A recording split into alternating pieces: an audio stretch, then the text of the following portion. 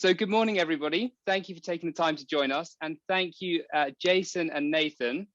Jason and Nathan are the dynamic duo from the wonderful Deepdale Farm on the North Norfolk coast. And this is really going to be a bit of a story of their journey from conventional to regenerative and conservation farming. So without any further ado, we have a slightly different format. So what we're going to do is we're going to start by, Jason, we'd love to get a little intro from you as to your journey to date, and then we'll do Nathan, and then we'll touch on what you're up to at Deepdale. So Jason, over to you.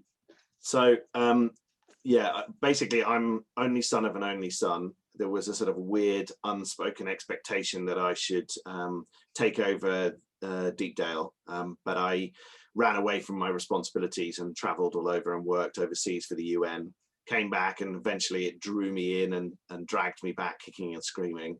But I was very clear I didn't want to be farming. Each of the generations before me have kind of increased the size of the farming, but I realized that diversification was probably the way I wanted to go and concentrated on diversifying the farm.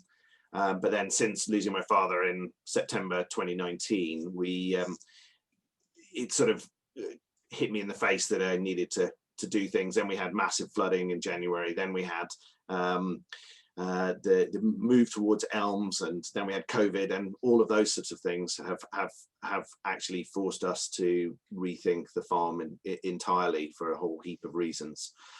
So still wouldn't describe myself as a farmer. It is one of the things I do, but it's I'm excited about the future of what we can be creating, basically. Brilliant, Jason, great, thank you. Short and concise. Nathan, over to you. How did you get to where we are today? Well, I've got a fairly sort of mixed CV, which has included training, youth development, communications, project management, various different organizations, a little bit of time like Jason working abroad, and then ended up basically working in London, and was a little bit less than fulfilled and a little bit less than happy, feeling that, like, you know, that I was achieving what I really wanted to with my life. So I retrained about 7-8 years ago in countryside management. Went to Cable Manor College in Enfield, and it was a 2-year course, and it was all very sort of practical, skills based, and didn't imagined at the time that I might end up getting into conservation work. Developed a lot of interest in working with groups, working with people, started working with London Wildlife Trust doing river restoration, community engagement work. And Jason and I, a good few years ago now, had a conversation about charcoal. I'd been doing a charcoal burn somewhere, and we got talking about whether we could make charcoal in the woods here. So I offered to survey the woodland on the farm, came up and took a look at what was in the woods, gave a stock take. And off the back of that, we ended up running conservation volunteering weekends together on the farm, really sort of coming out the tourism side of the business, working with 20-25 people at a time, planting several thousand hedging plants in a weekend, getting lots done, really engaging people with the farm, having lots of fun doing that. And all that time that I was here, that we were doing that just a couple of weekends a year, we're talking a little bit more each time about what we could do with the farm if we was to start working on the whole thing. And then following Jason's dad passing away, Jason and his dad, shortly before he'd gone, had agreed to take me on as estate manager, and here we are. Wow, here we are indeed.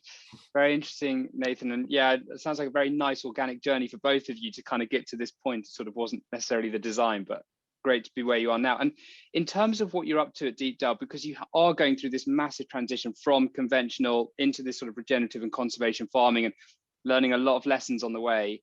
And I was just wondering, yeah, could you sort of share maybe a bit about what that journey's been like and how those decisions were made, and maybe slightly what the vision was that you were sort of trying to move towards and where you are in the journey? So yeah. Well, we knew there needed to be changes on the farm quite a long time ago, as Nathan's was talking about, we've stood in the woods and stood in hedgerows kind of over the last few years with all the volunteers, sort of thinking about what and how things were going to change. But we'd always really concentrated on the changes happening on the diversification side, so the campsite and the rooms and the shops and the cafe and stuff. But it was beginning to dawn on me that there was many more opportunities within the farm that we hadn't really grasped, but it was trying to identify how they could possibly make themselves pay.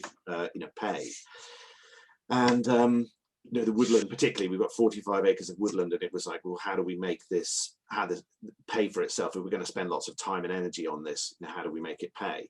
And I think, when we were standing in the fields in February last year, with no concept of what was coming down the road, and the field was basically moving, the entire field was moving through an old lady's house who lived next door. We realized we had a massive problem with soil quality, and that began quite a fast journey from we'd already met with Norfolk Rivers IDB about them possibly putting in some new flood sort of defense sort of stuff, but they introduced us to Norfolk Rivers Trust.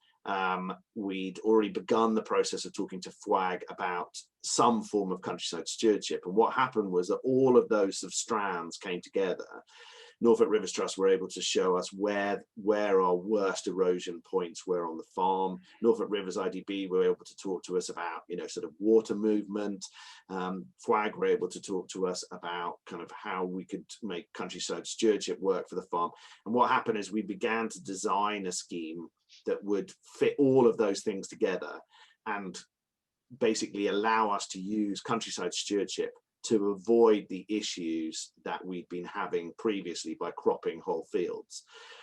Then kind of from lots of conversations that began to sort of come together. And I think if it hadn't been for the fact that we were in lockdown, we didn't have tourism business to run, we weren't thinking about a million different events through the year and all of that kind of thing, we would have been unable to sort of take the massive steps that we've taken over the last year. But it was a combination of events that all came together to allow us to really put that together, and both of us finding really fascinating people to talk to, like yourself, having conversations just grabbed here and there on Zoom and piecing it together, really.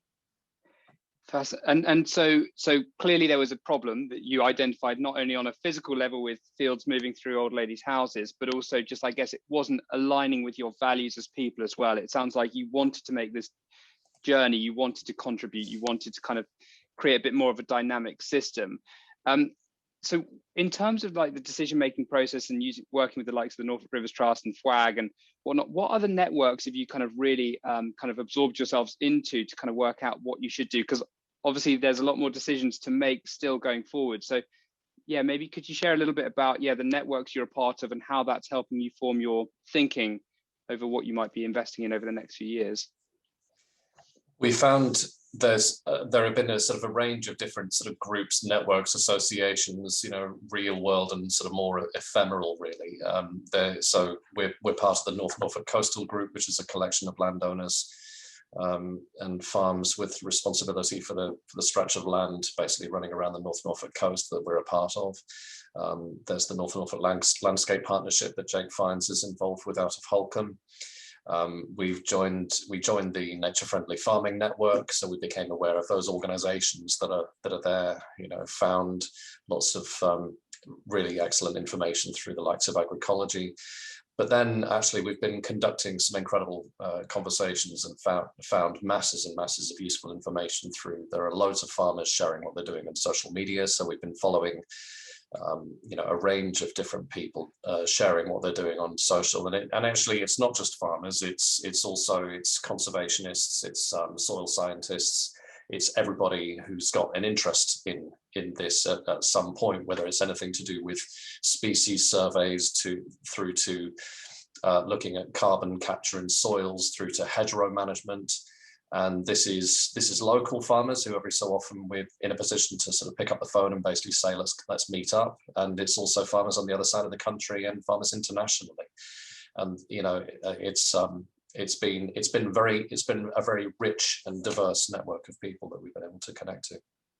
And with that, what's the general, are you hearing there's sort of a consistent feedback from all these different networks you're a part of? I mean, you must have a very good sense of the movement that's happening at the moment. Is there sort of consensus in the way farming is moving, consensus on what's the best thing to invest in on a farm?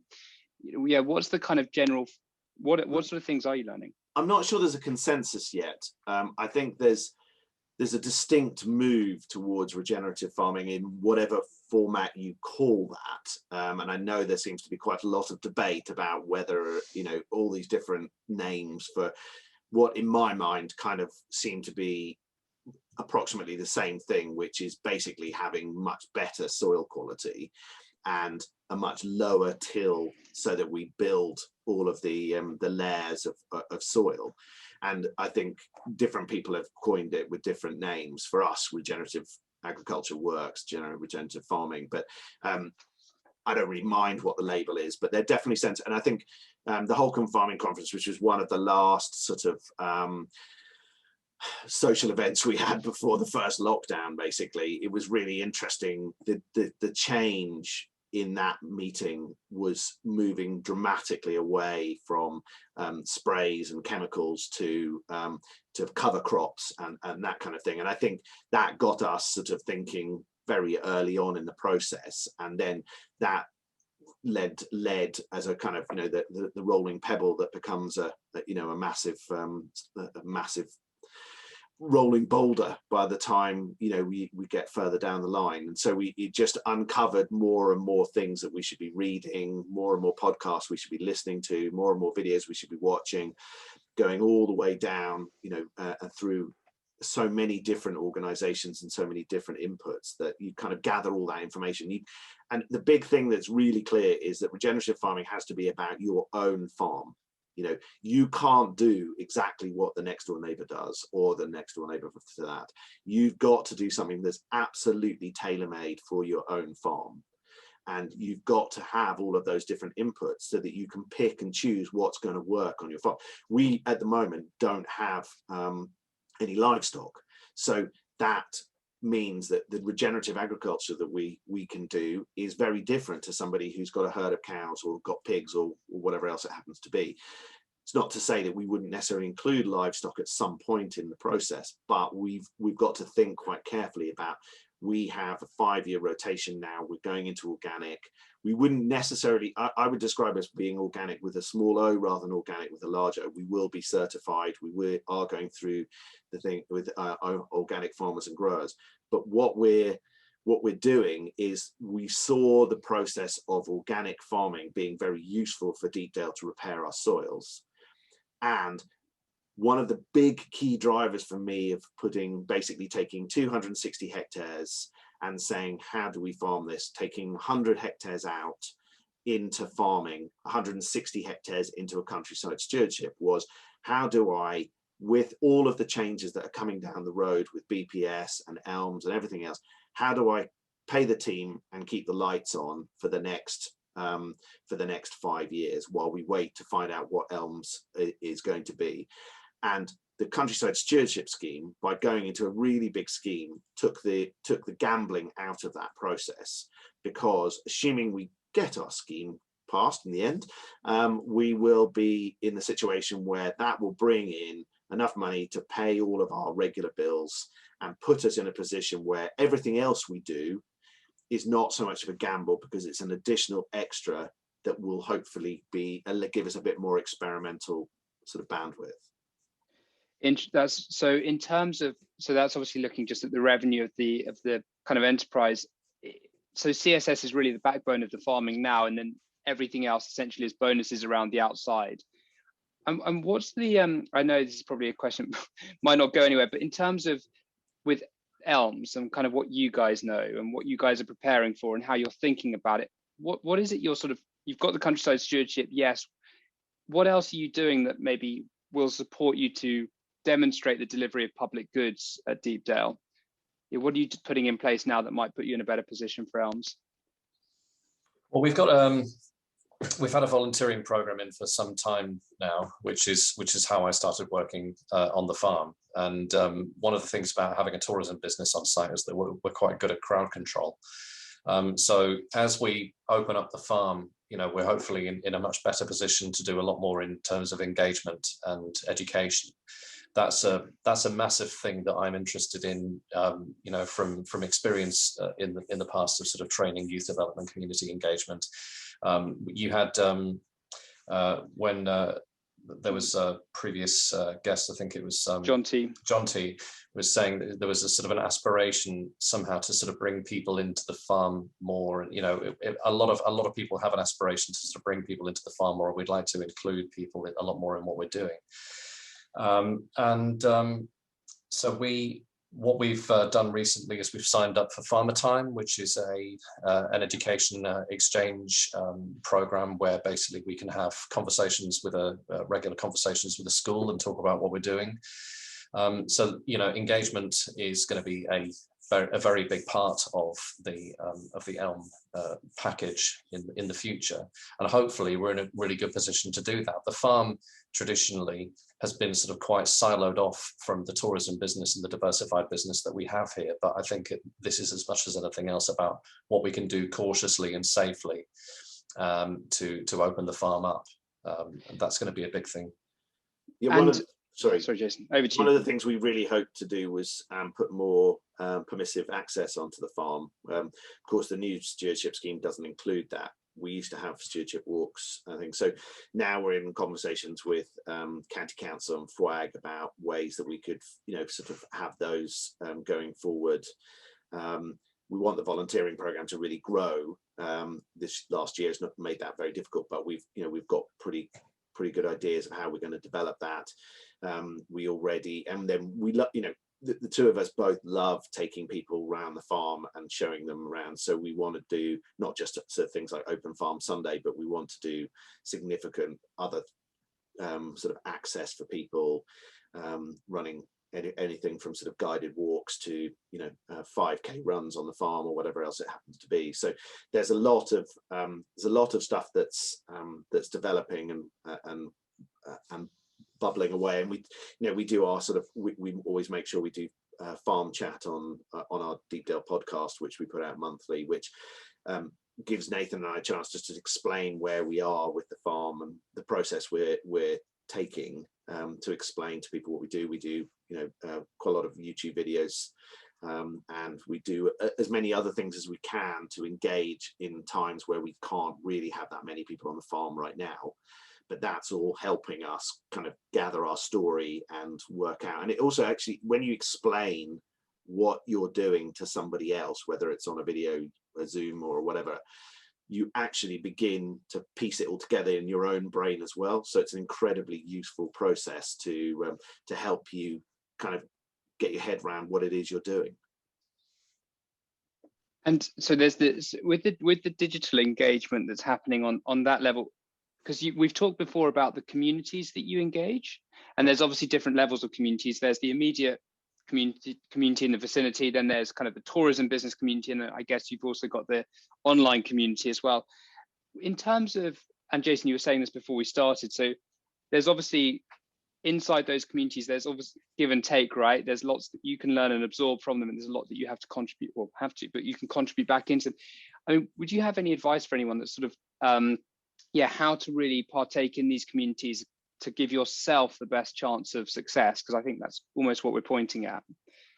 Well, engagement is the only real way, and you know, you have to pull yourself back from the cliff edge when you're kind of frustrated about stuff. But it's, you know, it's getting actively involved with both issues and positivity.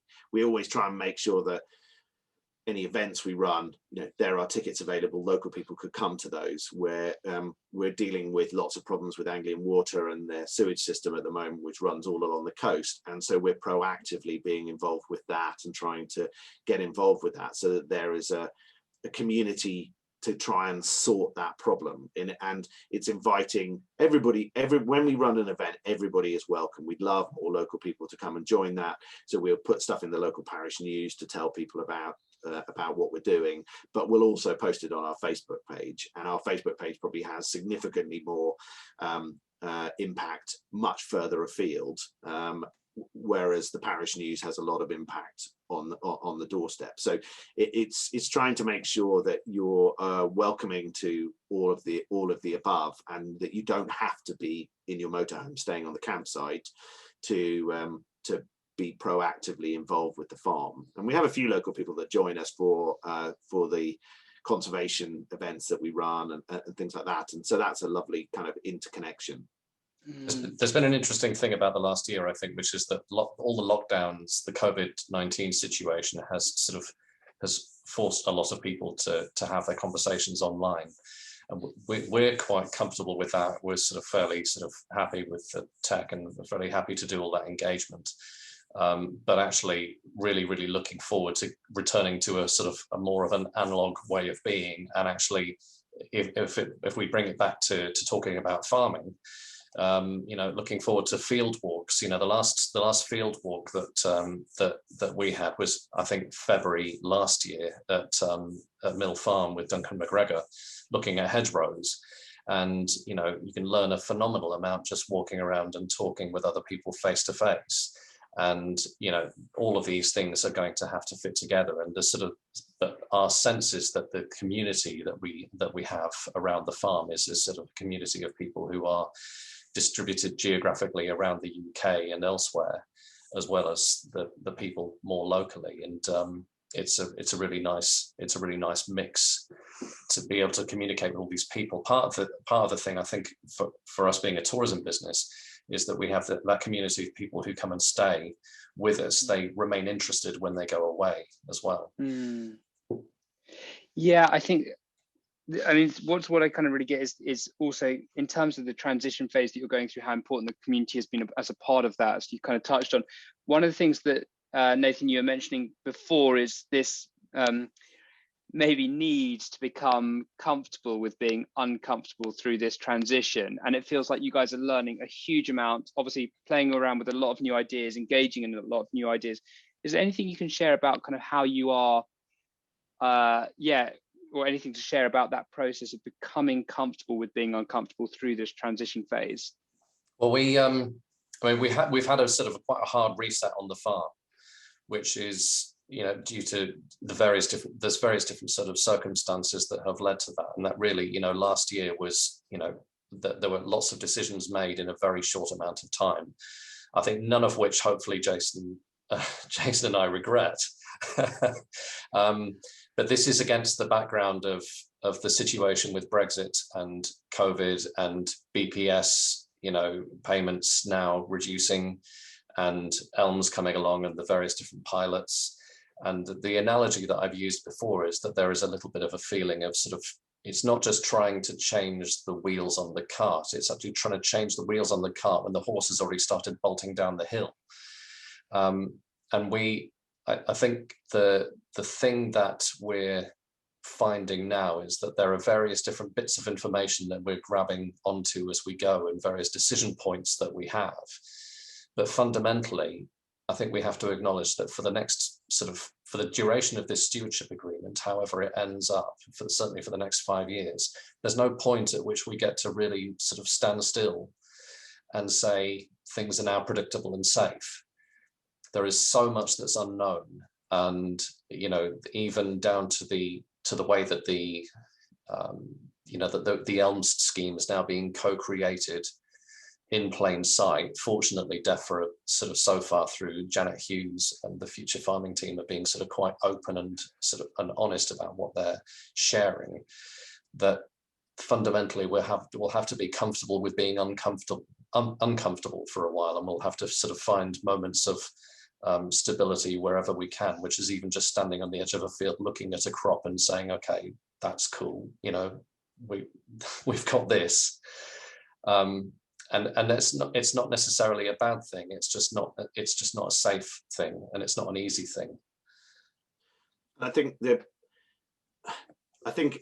it's being comfortably uncomfortable about feeling you are trying to be in control of things that are probably beyond your control. So when you're watching a field kind of slipping away and it's just a complete mess and disaster, the fact that we then, immediately were able to kind of talk to the IDB, talk to the Rivers Trust, and begin to do stuff about that, although it was a terrible situation and I never want to see that happen again, there was a sense of, by kind of moving forward and trying, I think there was, by dealing with the issue and accepting the fact that we had an issue, it was much easier to then feel less panicky about it and try and work it out. And I think that that's been a process with all of the stuff that we've done at Deepdale over time, is, okay, we have a problem here, big or small, and, what's the solution for that? And organic growth over time. And yes, you might well have a plan of like, right, well, we want to do X with the woods,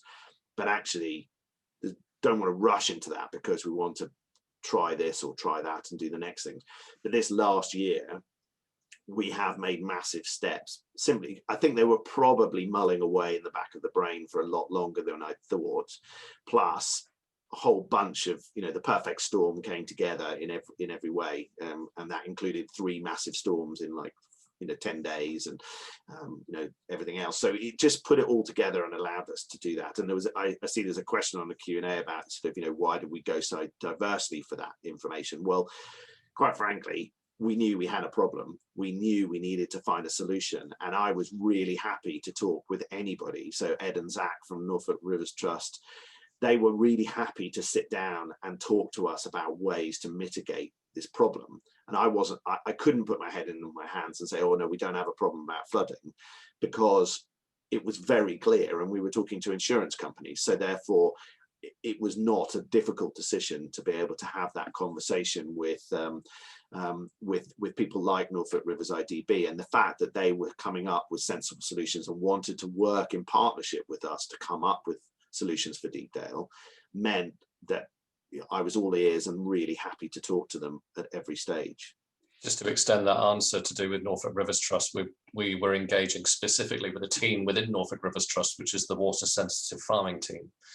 So we don't have a river coming through the farm, but we are part of a catchment. And, we had flooding issues. So basically we were recommended to contact Norfolk Rivers Trust by the Norfolk Rivers Internal Drainage Board, who were doing emergency earthworks on the farm.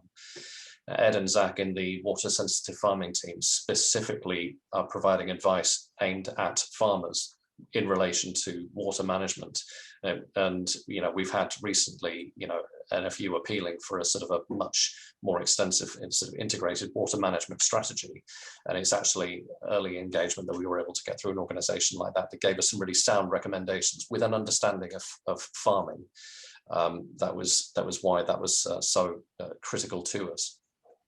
And I guess that maybe just kind of leads us on to the next piece, is in terms of you got the vision that you have for the farm, and there are clearly these plans and ideas and there's problems to solve going forward.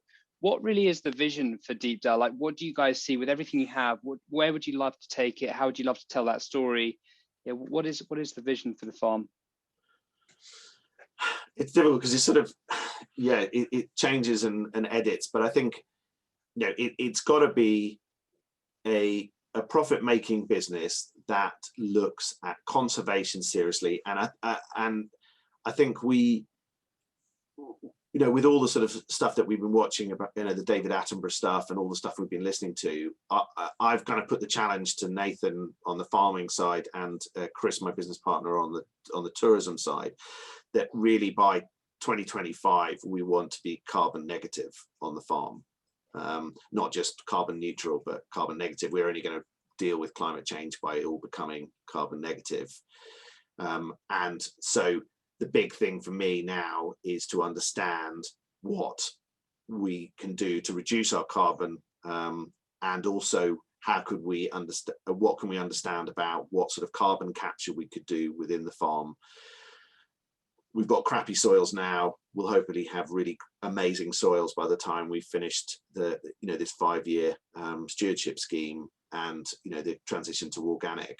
So what are we capturing in that process? But we don't just want to be saying, oh well, we're locking all of our carbon into the soil and then we don't need to worry about, you know, reducing carbon outputs elsewhere. We need to be thinking of the whole thing and having that as a team challenge to think about every decision we make, from you know, what vehicles we drive to you know, what fuels do we use to heat toilet blocks for the campsite, you know. So what do we do and make that happen and come together? And I think we've got to get over this hump of the COVID impact, and then that should be our focus for the next 5 years.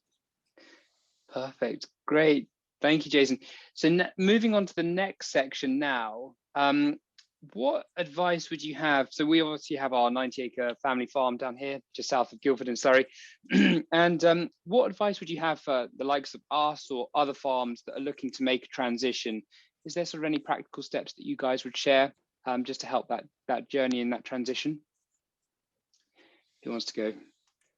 I'd echo the same advice which is given by every single farmer that and landscape manager that we look up to, which is that, you know, you can't have enough conversations with people. And the one thing that's been consistently true that we found over the last year is that people are incredibly generous with their time and very, very willing to share what works and what doesn't work. Find those communities to tap into that work for you.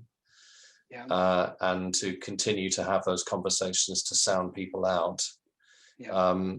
I every time I think I don't want to be asking a particular question because it's a real stinker of a question and it seems like a really sort of dumb question, I basically just need to go ahead and ask that and put my hand up and say, you know what, I'm going to be a dumbass here and ask you that question anyway. Because as much as anything else, the reason for asking those questions is about challenging some preconceptions about the way that things could or should be done. As soon as things calm down enough, there will hopefully be ample opportunities to go and stand on the farms of some really, really interesting people. We're doing what we're doing here. There are some other incredible farms. There's Hope Farm in Cambridgeshire doing incredible things with integrating wildlife management and you know, commercially successful farming.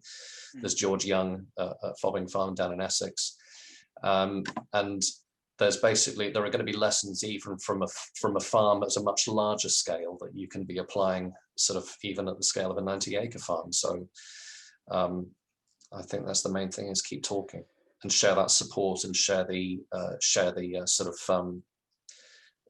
camaraderie that's out there with some very friendly, cooperative, kind people.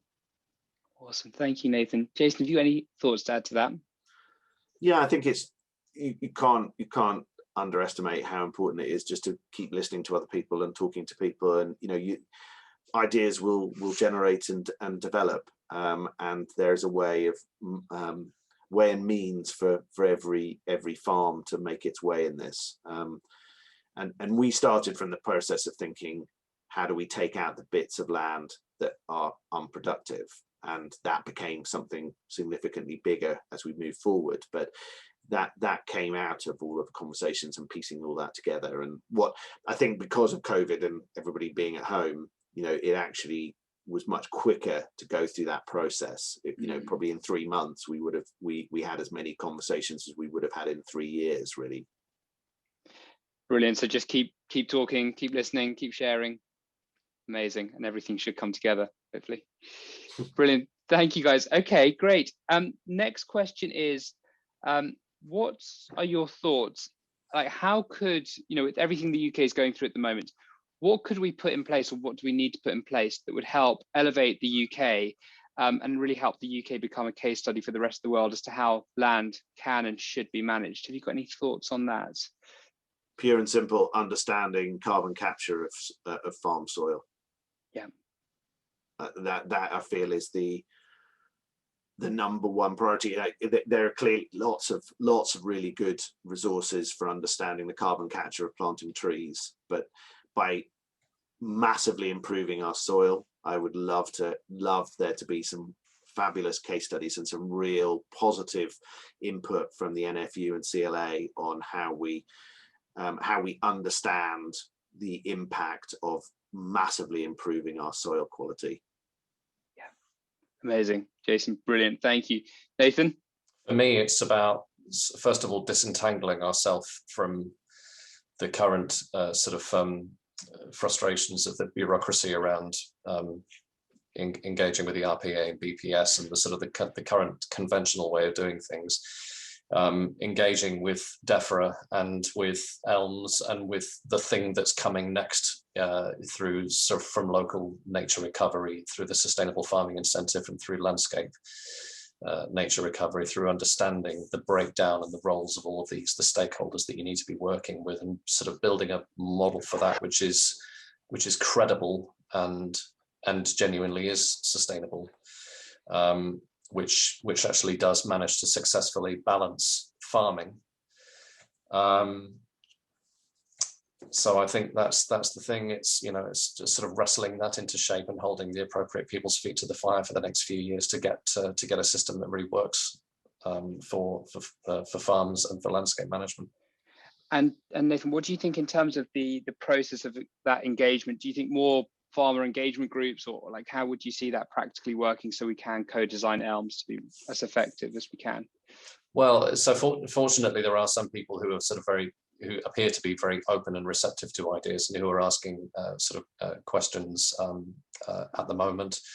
And I think it's down to everybody to make their contribution directly if it's appropriate, but also, for example, the local facilitation fund we've got on the Norfolk Landscape Partnership, through Jake Fines and Holcomb, exploiting the existing sort of networks and clusters that we have in place to basically continue to feed that information back, and probably having to say the same thing several times, and also being open to having conversations and modifying our thinking about the way that things should be working in future. Brilliant, Nathan, that's absolutely fantastic, thank you. And that's very clear actionable steps. So the next section we're going to go on to is the Q&A. So we've got just under 20 minutes for that. So what I'll do is I'll start to pull out a few of the questions. I'll see how I can combine a few of them. But thank you for everyone that's asked questions, and please feel free to ask more if you have any. So Jeffrey asks, do you do any remote monitoring of the estates using drones, aerial photography, or satellite images? Made some tentative use so far of NDVI, which, if anybody's not clear, is non-differential vegetative index imagery through OneSoil, which is an amazing app which is available for free, and just sort of basically starting to understand, certainly for the next year. I hasten to add at this point that basically, as of last year, we were still essentially working to an older cropping plan, and basically had contracted out potatoes and carrots, and we were really sort of very divorced from the day-to-day management or really anything to do with those crops other than basically irrigating them through the summer. So as we come through this year and we have our first in-conversion crops in the ground, I'm going to be looking at through the NDVI imagery, which is refreshed basically on a sort of a daily or a weekly basis, to see where we have certain areas, spending a lot more time just walking through the field. In terms of drones, would love to get a drone up, but actually at the moment I need to be just getting much better at walking out into a field with a spade. Brilliant. Thank you, Nathan.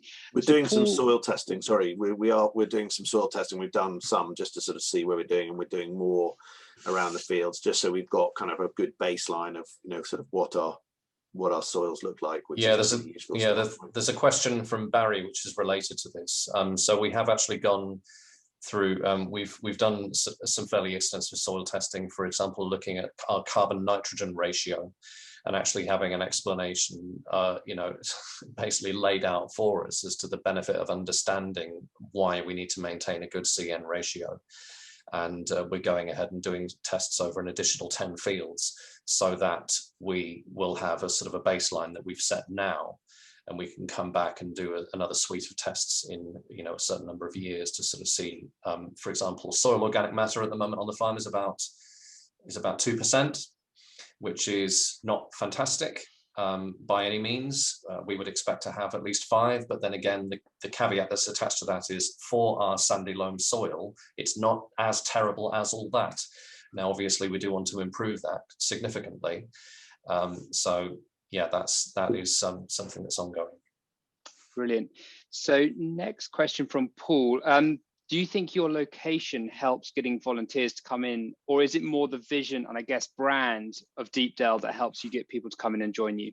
Well, if you think about how far people have to come to be volunteers, and the volunteers come from a long, long way away, I don't think it matters where you're based. I think it's about the offering, we make sure we try and feed them well and entertain them well while they're with us, it means that they forgive us quite a lot more for working them till their fingers bleed, but they do enjoy it, and they love the social aspect of it as well, which is why it's been so difficult this last year, because but people love being part of that, and we've created a Facebook group for them, and we kind of constantly talk about trees and conservation and stuff on there, which is much more of a talking point. So it's creating a community out of it, and I genuinely believe any farm or any land holding could do that quite happily. Yeah, and we've already said that we'd love to expand the volunteering program in the future. So, for example, I'd love to have volunteers coming in and doing ecological survey work on the farm. I'd love to have volunteers coming in at a certain time of year and surveying for invertebrates or certain birds or certain species of arable plants, or conducting our soil tests for us, so that we actually have sort of a network of people that are connected to us. And the sky's the limit really in terms of sort of what we can be using, working with that group of people. Perfect. And I guess so. Richard asked an interesting question, which is how do you balance kind of, I guess, the heart and the mind? So the heart of the, nature and the community and the volunteers with kind of maybe more the financial aspects and making sure the business is profitable. How do you guys tend to balance? Yeah. How do you balance those two together? It is a hard one, but I think they come to a certain extent hand in hand. I've always believed in the marketing and the goodwill value of things, rather than the hard cash value of things. So quite a lot of the stuff that we've done at Deepdale has been about creating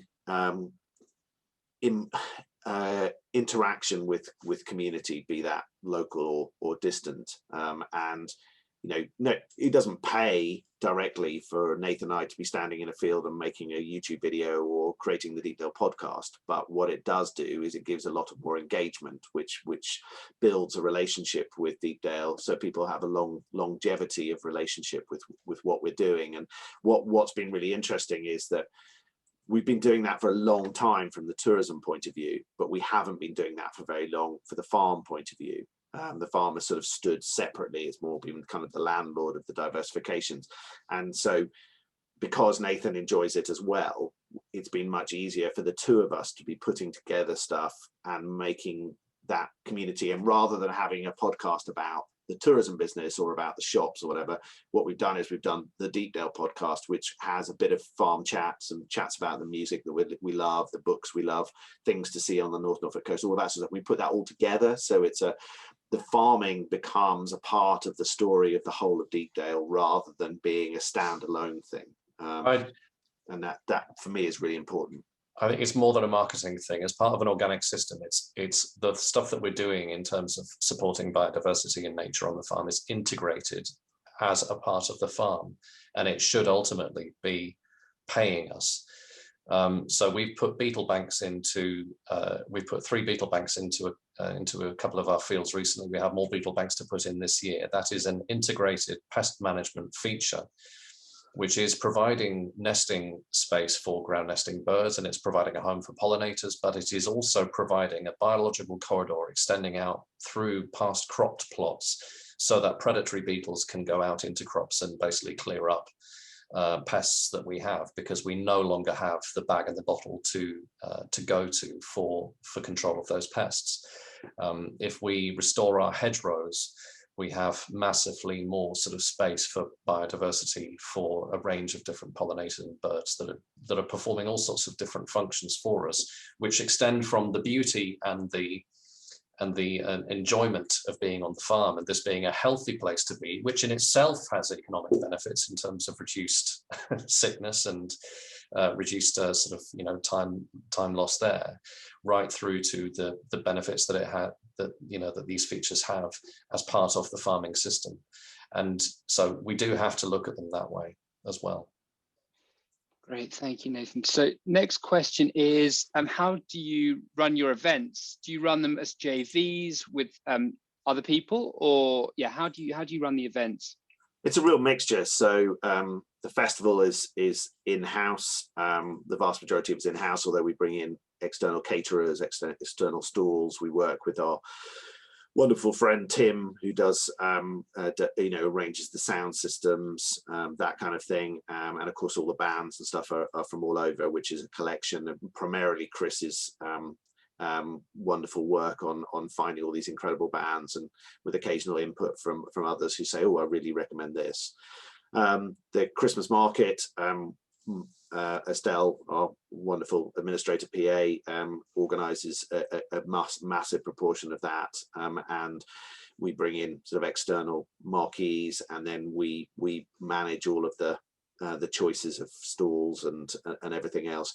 So it is a mixture. The outdoor theatre is a partnership between us and the Pantaloons, and yeah, I love that name. Yeah, it's great, isn't it? But we look at, we're open to it, and we're talking to a lot more people about a lot more things happening at Deepdale, and some of those will be kind of Deepdale events, other things will be a partnership, and other things will be third parties almost entirely. But we want stuff to build on the core that we're doing. We don't want to just say, okay, well, let's become a wedding venue because there's money in it. That doesn't fit with the whole kind of process of what we're doing at Deepdale. So what we're adding is kind of additions to our core, and making sure that we don't dilute or damage the core by having other stuff. Got it. And Sarah asks a question that complements that potentially, is what contribution does the tourism element, campsite and the cafe, make to your overall business plan? And in a normal year, massive, absolutely enormous. You know, it's it's a significant rent to the farm. It is a separate business, but the interrelation is significant. You know, Nathan got very involved with helping us plant all the hedges for the campsite. You know, he does training with the team about how to manage those hedges and look after them. There's lots of interactions. Some of the guys during lockdown have been in to help us plant trees and hedges on the farm. So there's a lot of relationship between those, and it would be impractical to do it any other way. We have overflow field that they can use for excess camping. We have overflow field that we can use for car parking for the bigger events. All of that kind of thing. So that it's all interrelated, but they are kind of separate entities. Got it. And actually, Richard asks a question. So you're obviously within Countryside Stewardship, or will be, and Elms is going to come. But Richard asks, do you have an aspiration to farm without the need of Countryside Stewardship or Elms, or is that entirely impractical? No, it would be really lovely, but I think the opportunity is there for us to do things like a big stewardship scheme now. So we're going to take that opportunity, and hopefully that will set us in a good place for Elms.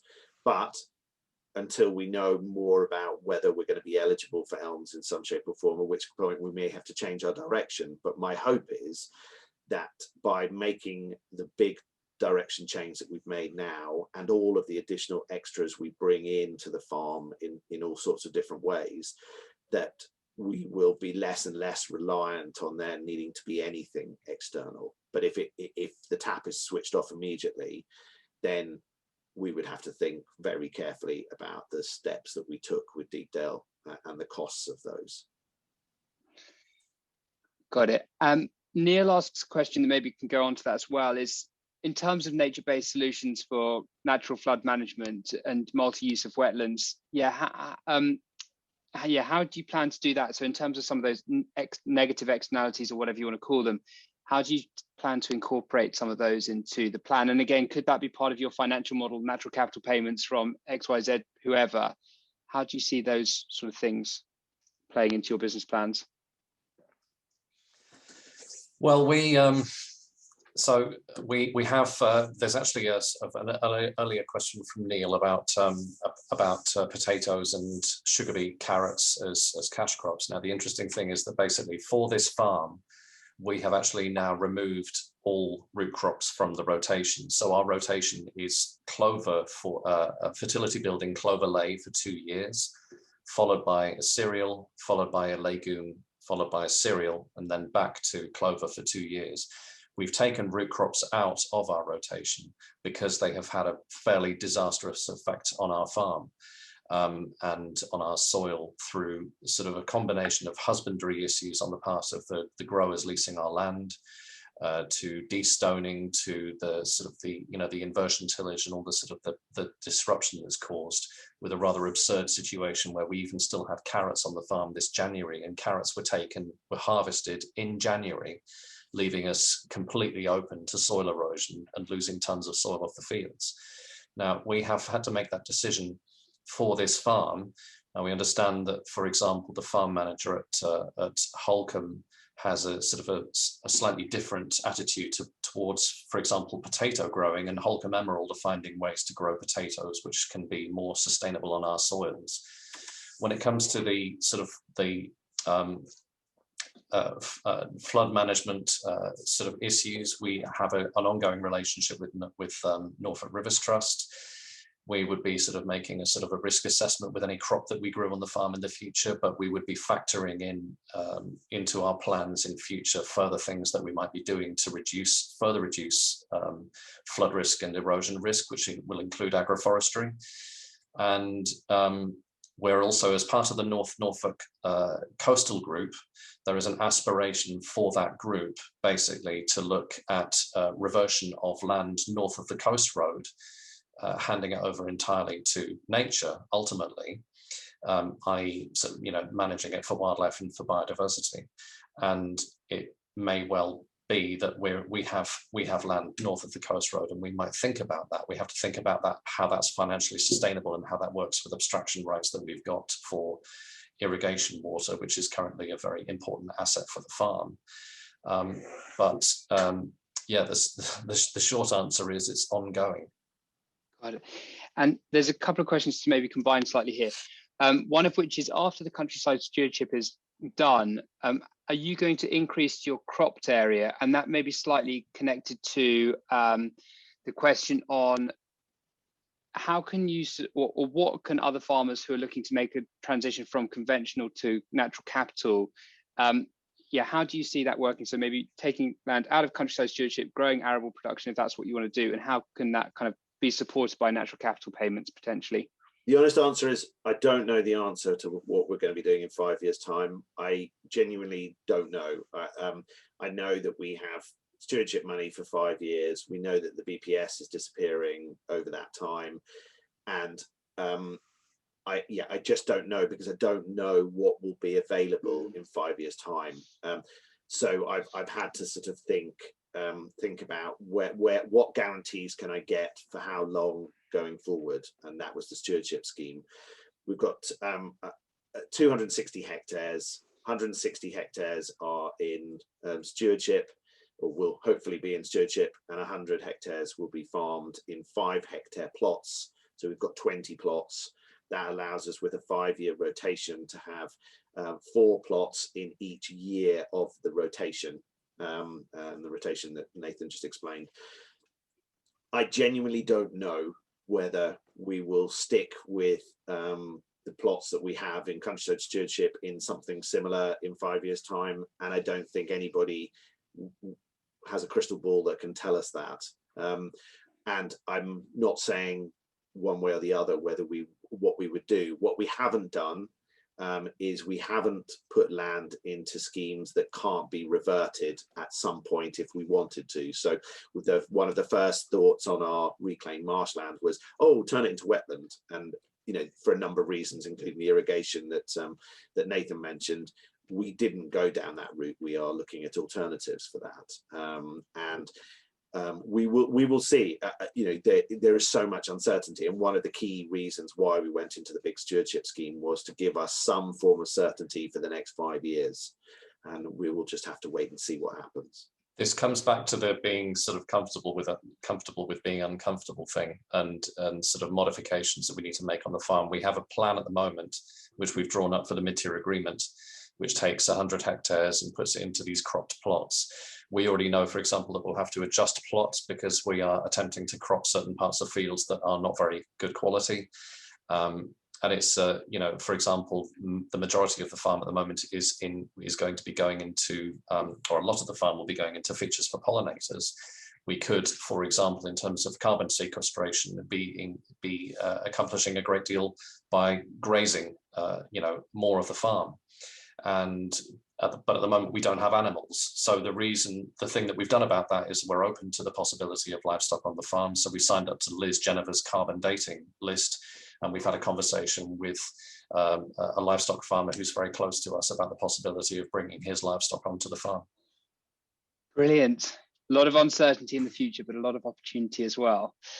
Guys, thank you so much. I'm conscious of time.